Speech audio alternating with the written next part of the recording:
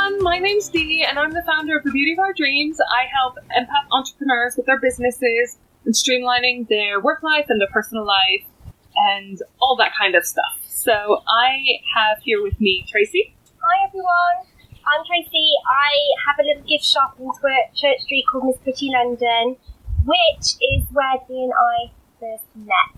Yes, we did. We met over crystals. We have a cute meet, don't we? We do. My shop sells lots of little spiritual bits and pieces and giftware, and Dee came in one day, and I think you saw the sparkle counter, didn't you, of all the gemstone rings? Correct, yes. And came in and helped train me on gemstones and label all of my jewellery with the correct stones. She had these beautiful necklaces and rings and all sorts. By the way, she has a website, so you can check it out. Yeah, so we just had lots of fun playing with crystals, didn't we? And I think our friendship just grew from there. Yeah, we bonded over our love of crystals, but more importantly, I think we bonded over our love of the moon. That's what we're doing here today, right? Recording our new moon podcast, We Knew the Moon. We're super excited about this project of ours, aren't we? Yeah. Because it's something, I don't know about you, that I could read about the moon for ages. I could talk about the moon for ages. I love listening to stuff about the moon. Well, I think there's so much to it. I mean, it's more than just a ball in the sky. As you'll learn through our series, there is so much to learn. It can be a big part of your life, but it can also be quite complicated as well. So we wanted to just break down the moon in a 12-part series, a guide to all the different phases and what moon signs are, and incorporating a bit of zodiac astrology in there. So it's simple to follow, it's not overwhelming, and hopefully it'll be a useful tool like we use in our day-to-day life. And I think it's very important to say that there are lots of elements to sort of following the moon and introducing the moon into your lifestyle and your planning and in business and in your personal life. But don't let yourself get overwhelmed. Don't feel like you have to take on all of the aspects of following the moon in one go. Start with, learning a bit more about the full moon and the new moon. And then maybe learn a bit more about the different phases. And then maybe look at your moon sign stuff. And you don't need to beat yourself up about it either if you have missed a moon phase or some kind of ritual that you thought you need to do. It's not about that, is it? It's about just being a bit more in tune with nature and the cycles and your cycle and what the moon's doing and how and what it does to affect you. That can be liberating, I think, sort of understanding a bit more like, why am I feeling like this? Oh, it's because it's this phase of the moon, and I always feel like this at this phase of the moon. Yeah, I think, I don't know about you, Dee, but once you start to understand the phases and how they affect you, a lot of the pieces of the jigsaw kind of click into place, and that's exactly what we want to explain through the series. So hopefully we just have a bit more of a guide. But before we go on to talking about the moon, we just wanted to do a quick intro about us, so you know who you're listening to. And if you guys ever have any questions for us, please feel free to pop them on our social media. Yeah, we've got email address, hello@wenewthemoon.co.uk. Still learning it. Sorry, it's just such a new project that it's the first time I said that out loud, I think. We've also got Facebook and Instagram, we.new.the.moon, and also, we got a website, wenewthemoon.co.uk, where you can sign up to our mailing list, where we will send you the moon phases and what it might mean for you, personalized moon phases. You'll get that notification straight into your inbox, so you don't have to worry too much about following it, because we know you all have busy lives. So let us do that bit for you. We give you plenty of warning when we send the emails out so that you have time to prepare. So you'll get an email, for example, about the new moon or the full moon a couple of days before.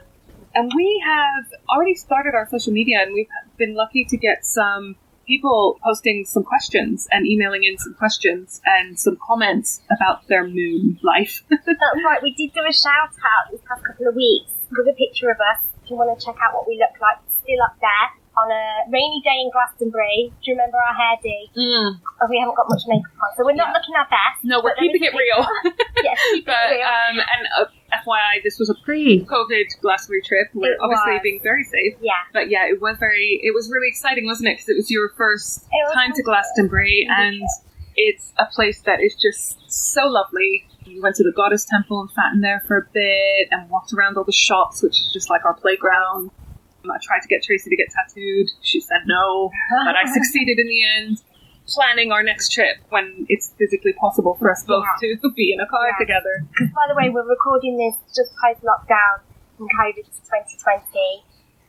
We are social distance recording as well, so if we make reference to that, or you wonder why we're talking about social distancing when we're far ahead into the future and hopefully COVID is long gone. But anyway, on to more positive things. Yeah, so we did a call out to you to ask if you had any questions. Luckily, we didn't get any rude ones today. Oh, shame. I know. Disappointing. Yeah. So one of the first questions is, Dee and Trace, if you had to describe each other in 3 words, what would it be? Ooh. Want to go first, Dee? Oh. Brave. Oh. I know, like a lot of people who are brave and strong, that you don't feel particularly brave and strong. No. Because a lot of people who've been through so much feel broken. But the fact that you've managed to get through so much, I'm just in awe. First, the fact that you've managed to open up a shop is, super impressive to me, because that's a big, scary, real, in-person life thing, isn't it? Having a bricks and mortar building and business.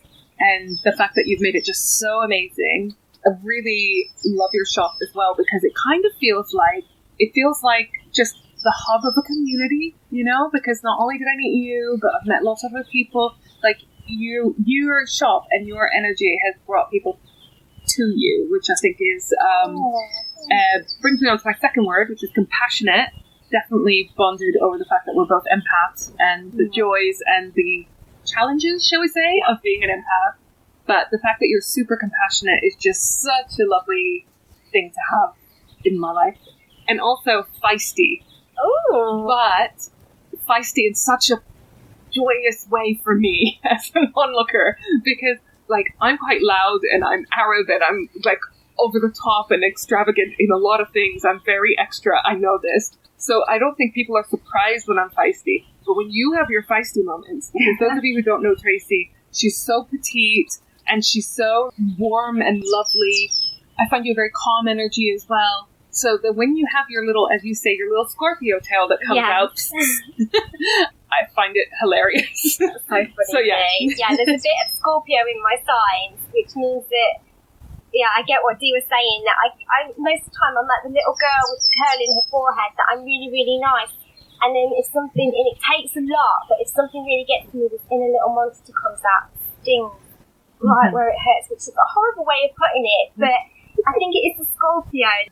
But see, you say that there's a limit. You made it sound really vengeful. Yeah. But I don't see it like that. I feel like when that side of you has come out, you've not gone over the top. You're not overly cruel or anything like that. You've just stood up for yourself. And to be honest, in a very polite way most of the time, but it's just really, I find it lovely. Because I want you to stand up for yourself, obviously. I don't want anyone to walk over you. So those are my 3 words for you. Oh, thank you, Dee. That's lovely. That was quite emotional, actually. A tear to my eye.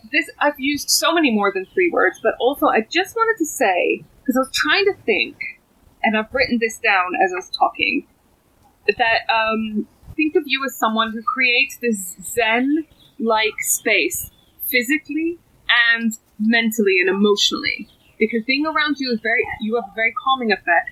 Your shop is like a physical representation of that. It's like calming and joy-bringing to even just walk into your shop. So I've got here that you're like an emotional interior designer. Oh, that's fancy. Isn't it? I love that. Wow. You should rebrand yourself as emotional interior designer. Oh, see, that's lovely. I've got quite a lot to live up to now, because my words aren't as fancy as Imagine people listening at home and they're like, Tracey's nothing like that. I think you've summed me up, especially with the feisty Scorpio bit. I love that bit. I never expected you to say that, but as you were explaining it, that's really lovely. Thank you. Okay, so Dee, again, I struggled to find 3 words because there's so many. Dee is the most loyal friend that I know, and loyal came top of my list. Dee never has a bad word to say about anyone. You can't even coax it out of her if you want a bit of a moan about something. Dee will just go, and then she will see the positive of the situation, which is very uncommon. Dee brings out this really lovely, loyal side to anyone. It's just a really positive person to be, and if you're having a day where you do feel, and we all have days where we need to grumble about something, Dee will always bring out this positive side of, but maybe it wasn't meant in that way, or maybe, and it's just such a nice level purphy amount. So you're making me sound really nice.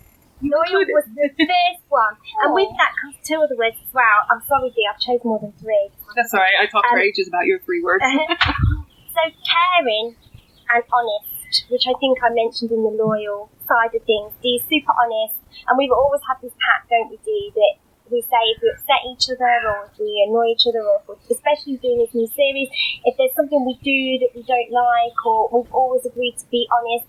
But honest, I don't think we needed to do that anyway, because we have this honest feeling between us where we just say it how it is. Yeah, and we're also the type to apologise. Even when we haven't annoyed each other, we're apologising. Which is your caring side. Yeah. So, making sure each other's okay, making sure each other's happy. In fact, we had to do an agreement where it was like, let's stop reassuring each other and just make sure that we're honest with each other if we're not okay. So, yeah, caring, honest and loyal. That was just my first word, Dee. I'm sorry, there's more. So Dee's I can listen to this all day. Keep talking. Dee's an Aries sun sign, and I knew that as part of her job, the Beauty of Our Dreams, she was a business consultant and helped people manage and organise, and she knew all sorts of clever shortcuts for business and how to make yourself super efficient in your working day. But setting up this series with her, I didn't realise how organised Dee was. Oh, but I feel like I found in you like my little spreadsheet twin. Yes, right? We love a spreadsheet. We have joint spreadsheets now, which is just so cool because, like, yeah, I spend a lot of time sort of showing people these tips and tricks. So to work with someone who already knows them and... Yes, I'm Moon Sun Virgo, so there's a bit of organising me. So I've definitely met my match with Dee, who is super organised. I think you're more organised than me. As soon as we set this up, Dee was like, I have a folder, we've got a shared folder, everything's filed away, we've got a thing with passwords on.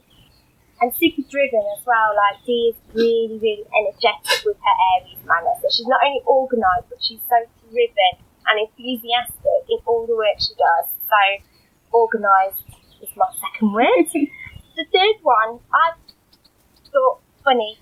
Oh, okay. I think I'm fucking hilarious. You are hilarious. Dee has quite, I think, sometimes a dry sense of humour. Her one-liners she comes out with just crack me up, and it's so quick as well. I'm like, how did she just think that up so quickly? Like the other day, she came into my garden, and Michael had been digging a hole, and Dee was like, "Who are you burying over there?" I'm like, "Oh, dear." There's just that quick one-liners. True crime obsession. Make me smile so much, and she's got a lizard called Sam. Captain Sam. Captain Sam Holes. Sorry. What is he? Who's a bearded dragon. Oh, my baby. Calling him a lizard. Oh no, he is a lizard. He is a lizard. And he has a sexy leg, doesn't he, Dee? Oh, sometimes he's got 2 sexy legs. He has his pose. Maybe you could post him on. We'll post it on our social media. Yeah. Leg. But just look at that picture and look at the description, and you will get her humour straight away of why she's hilarious. And I have to use that word. The thing about Captain Sam, I have to talk about him now because, we're very much animal people, by the way, so you'll probably hear a lot about our pets. And you'll probably see pictures of them. Probably post pictures, yeah. Wow. Tracy's got 2 dogs. I've got a dog, a cat, a snake, and Captain Sam. My mum calls him the captain, and she makes him little food parcels because he loves rocket salad, and she grows it in her garden. But basically, the reason why he's been given the rank of captain is because he looks super noble a lot of the time.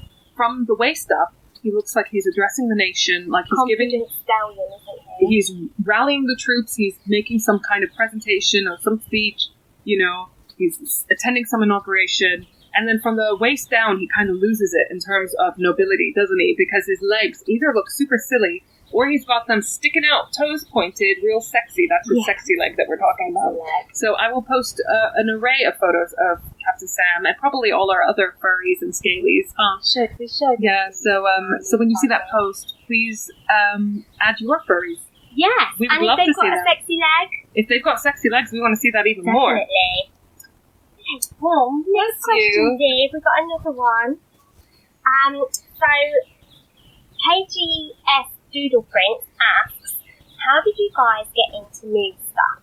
So my full name is Deanna, and it's spelled Diana. And Deanna, as you know, or Diana as you pronounce it in England and America, is the moon goddess.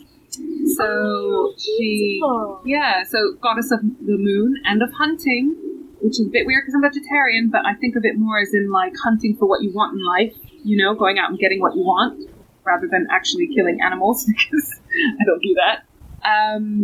And when you do a bit more research about the goddess Diana, you find out that she's actually also the goddess of witches and lesbians. So, so sounds like just a pretty cool deity, really. Yeah. So I've always been interested in that. I always found like the Romans and the Greeks and everything fascinating in history and learning about their different gods and everything. Just really interesting, isn't it? Just lovely stories. I mean, you've got to follow the moon if your name means moon goddess. Do you know what I mean? I'm like obliged. Of course. So that's where I first got into learning a bit more about not just my history, but also, the history of my name, which then got me interested in investigating the moon a bit more. So that was how I got started on this journey. My name doesn't have such a lovely meaning. So I won't go on to that. But so your full name is gorgeous, though. My surname's Pretty, which is original. Yeah, but your surname is actually Pretty. It's not a pretty surname. Her surname is Pretty. Sorry, I didn't describe that very well. And with me and the moon, I think it was something which has been part of my life. Like Dee said, growing up and experiencing new things, it's always been there. I don't know whether I chose to follow the moon though, or if the moon just kind of chose to follow me. It's really affected my life. Do you think the moon is like your groupie? Yes. Yeah. The things that chose to affect me so deeply, especially on full moons, and we will talk about this in our series of how it makes you feel. Super sensitive. It's in my family. My granddad was quite a sensitive person. My auntie was very sensitive. She used to go into a house and say bad in the walls. My grandma used to read tea leaves.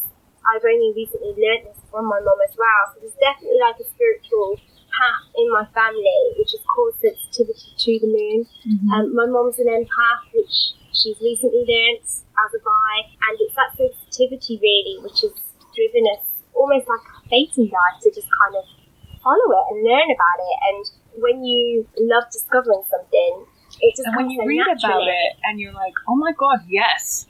Yeah, do you know what I mean? You're like, and it makes sense. I thought I was being weird, but there's an actual name for this. Or like when I found out I was an empath, learning what. Do you know when you probably had the same? When you've just kind of grown up being told you're oversensitive, you're overreacting, or all of these things, or not understanding why you feel so down when you personally don't. You feel like you have anything to be down about. And then I remember when I found the book by Judith Orloff, and I recommended it to you, and just reading it. It's called The Empath Survival Guide. If you think you're an empath, if anything we've just talked about rings a bell, sounds familiar to you, then I really recommend it. You read through and you learn about all these things that are linked to being an empath, and more importantly, what you can do to help protect yourself and bolster up your defenses so that you're not worn down by everyone else's emotions, and so you're not like visualization techniques, boundaries. Setting boundaries. Big word. Most important one. And all these day-to-day things you can do so you don't get drained and you look after yourself. Self-care. Yeah, a lot of self-care. And just being more understanding, like with the following the moon, being a bit more understanding of how you are going to just be naturally at different times of the month, or the lunar cycle or your cycle or whatever, just being more forgiving to yourself and not beating yourself up when during this time where every single time at this point in time you cannot do maths, for example, don't schedule around it and do your accounts another time of that month, for example. Don't fight it. Yeah, don't fight it and then beat yourself up about it. Yeah, and understanding, like Dee says, and accepting that this is just how it is right now, and it will pass and it will get better. Yeah. And so by having that, like I say, the moon is a big impact on both of us, and I think by just accepting it in your life, following it, is a big game changer. And if this sounds woo-woo to you, it probably doesn't, because otherwise why would you be listening to this in the first place? I, for one, am one that absolutely love when science and woo-woo meet. When you've got evidence, you know, scientific evidence, or at the very least some real anecdotal evidence of things. I love that. Yeah. Because I feel like I do have the kind of very logical brain, and I struggle to believe stuff, even if I love the stories and the ideas behind things. I struggle to believe and follow stuff unless you need some facts in there. Yeah, well. That's just me. But when you read into the effect of the moon, I mean, there's, you know, in language, there's such a long history of people believing that the moon affects people. Lunatics, for example, and the loony bin. You know, the fact that you can read about how police officers dread a full moon because there are normally more cases of, you know, people being disruptive. And same thing in asylums, that, you know, patients are more agitated. Someone posted on my Facebook recently that they work in a newborn unit in a hospital, and they dread full moons for that very reason, that the babies are unsettled. I always experience the full moon causing people to drive in a very dreamy, trance-like state.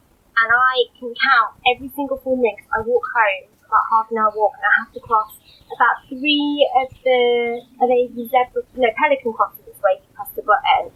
And I am super careful on full moon because every single time, and it's only on full moon, will cars skip red lights. One journey home, they did it twice. Because the full moon, and we'll discuss it in our full moon episode, can make you feel a bit watery. It makes you feel a little bit dreamy. It can be bad for concentration because it's very much to do with reflection, which can drive you down this channel of maybe not being in the present moment. And I always experience bad riding when it's full moon, and it makes me a bit mad, but then it's expected now, and it's not just coincidence. It happens quite a lot. It's so good that you can prepare for other people's stupidity. Yeah, I don't wait for the green man anymore. I just wait for the cars to stop. I have a little challenge for us. Ooh. Because we have got on our website, links to it on our social, on our Facebook and our Instagram as well. We've got this survey that we're asking people to fill in.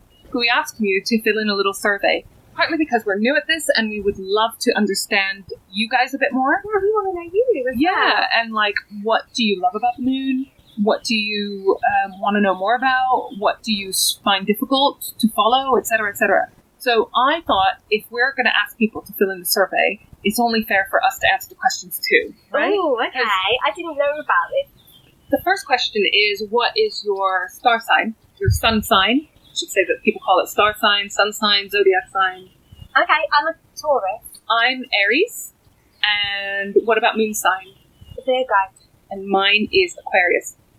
We're going to talk more about that, I think, in our next episode, aren't we? Moon signs. So don't worry if you don't know what your moon sign is. We will talk about that more.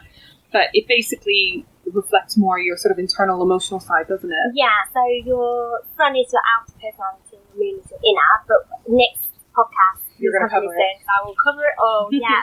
All right, so this is a fun one. What words do you associate with the moon? And we've given a couple. So astrology, nature, space, witches, cheese, waxing, sky, mystery, spiritual, gravity, emotions, planets. For me, I would say definitely nature and mystery and spiritual, if I had to pick 3. Do you know, I made that list, so that's clearly everything I think of when I think of the moon, including cheese, very Wallace and Gromit, I know. So yeah, I would say all of those words to me. That is a very good insight into my brain and the moon, so I wrote that. The next question, do you follow the moon cycle? I think that it's quite obvious that we do. Yeah. But I have to say that I'm learning so much doing all the research for this podcast that I am the first to admit that I don't know half as much as I would love to about the moon. No. And I'm always looking for more ways to incorporate it more because I feel like it's the one path, for want of a better word, that rings the most true to me and affects me the most. The next question is super fun. I love this one. Have you ever done the following as part of the moon cycle? So, moon bath, intentions, moon circles, crystal cleansing, meditation, moon gazing, rituals, spells. Now, it's important to say that this is a point where you have to remember that it shouldn't be overwhelming. So you don't have to do all of these things at every phase of every moon, right? No, because otherwise, I mean, full moons are very relaxing, like I say, dreamy, reflecting time. It's not new moon, it's a time when you're supposed to take a step back. And as a to-do, like, there can be a time when you're like, right, I must do my crystals, I must have the bath, I must do this. And you almost need a full moon checklist to Which we are working on making, aren't we? Exactly. But it shouldn't feel like an obligation, should it? Pick and choose a few and then mix them up a bit. Yeah. The last full moon, I had my moon bath. I always try and have a moon bath, but if I don't have time, I don't beat myself up about it. I try and look after my crystals, but I have so many of them now that becomes a massive chore in itself to wash them and put them all out. So I just try and pick the few that are calling out to me, or that I know that I'm using a lot, or that I will be using. I am not a ritual girl. I don't do spells. Yeah, I love a good moon bath, and you know how much I've been struggling because for the last however long, several months, my bath was out of action because of a leak. This is why I mean she's hilarious. Mercury went into retrograde. We've just finished. Woohoo! I feel it. On the first 2 days of Mercury in retrograde, I get a picture of Dee. Again, we could maybe put this on the social. Oh, I'll happily share it. I put it on my Facebook and people shared it. Hilarious. Although it wasn't. That don't even know me. There's basically a picture of my ceiling that caved in as a result of these leaks. It turned out to be 4 leaks instead of 1. And so we fixed one, then fixed another one. Didn't realize there's 2 more leaks. And so my ceiling caved in. I literally came into my kitchen, saw that the ceiling came in, like caved in, massive big hole in it, stank because it's like damp. And I love my kitchen. I love baking. I love cooking.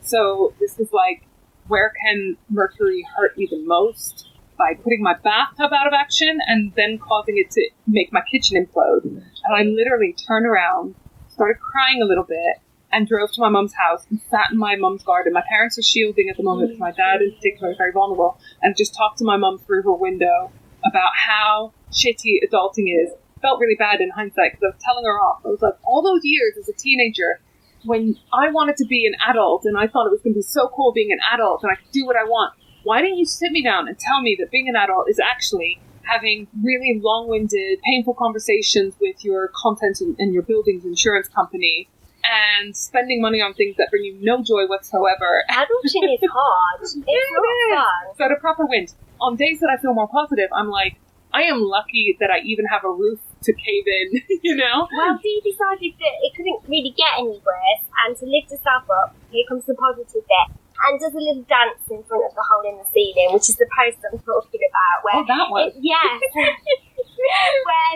you know, you've got the hole in the ceiling, you can't have your moon bath, you can't make your little cake, so you just dance around it. Yeah, for 21 seconds. Yeah. Yeah.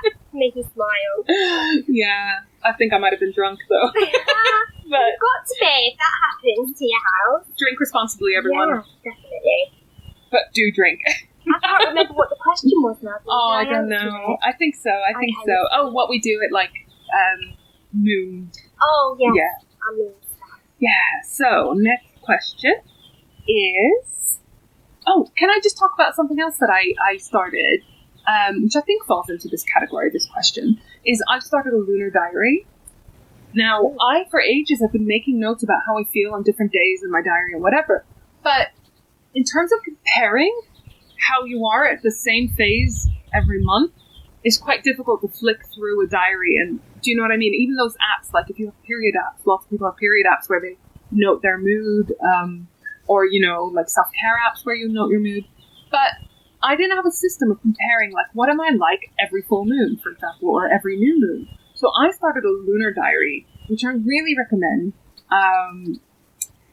where I have it divided up into 4 different categories. So the 4 sort of quarters of the moon.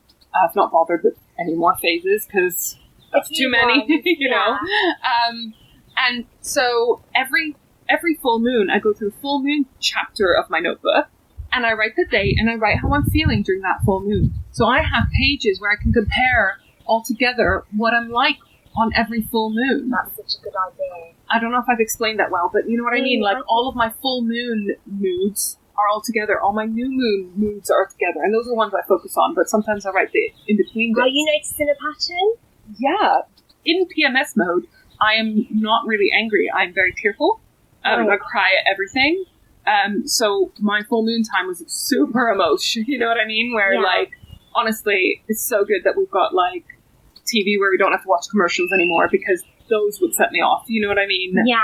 So it's changing a bit. And then the new moon period, I feel very invigorated.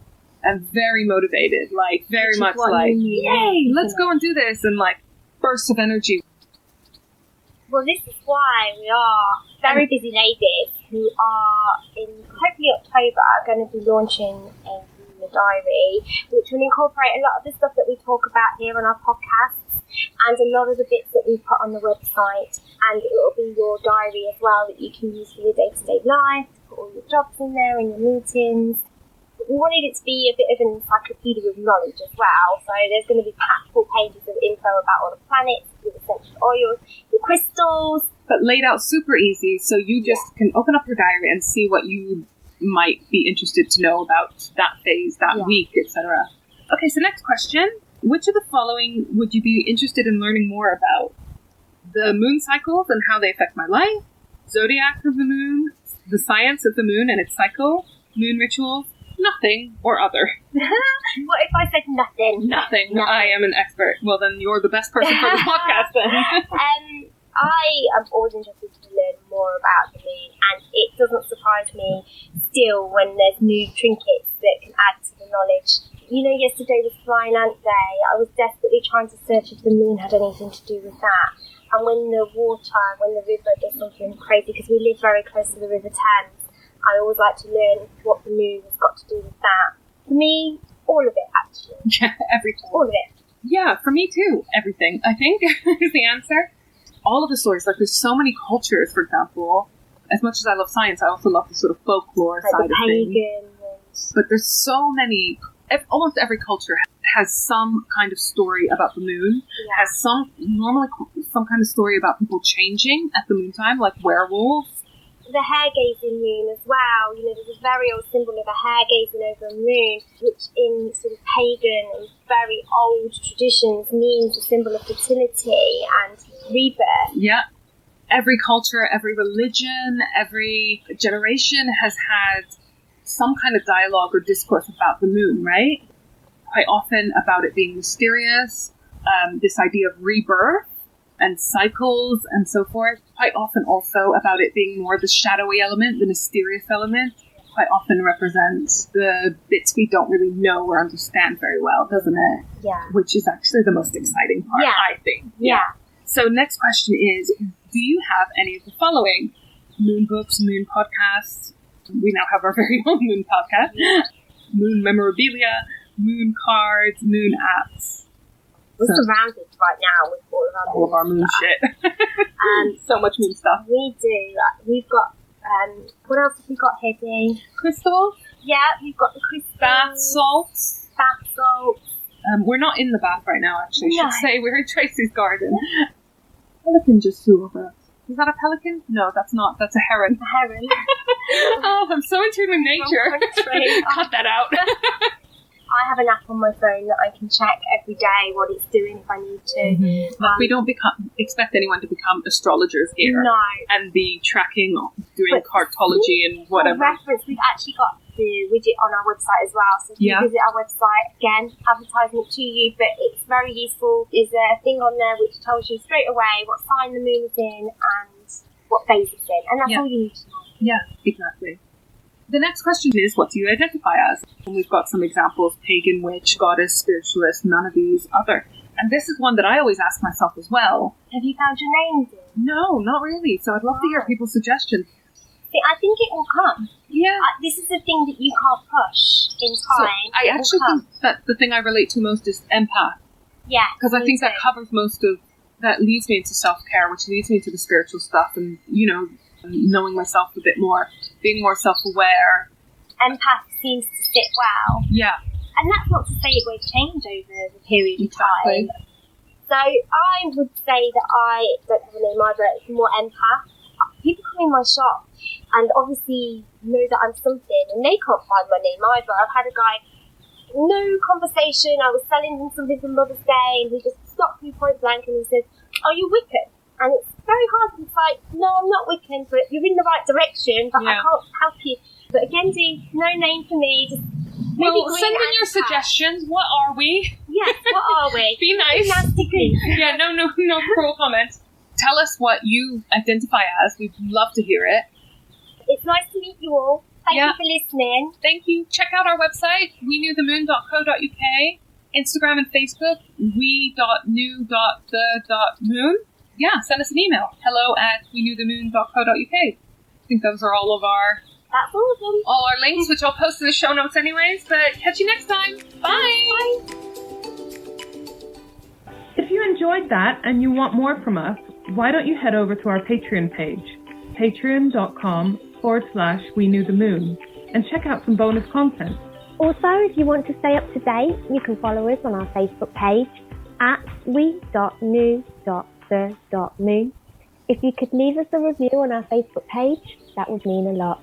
Our Instagram handle is the same as our Facebook, @we.knew.the.moon. We are on Twitter @WeKnewTheMoon1, and we are also on Pinterest. Just search for We Knew the Moon. Finally, if you want lots more fun, moon info and all things spiritual, plus our lovely shop, please visit our website, weknewthemoon.co.uk.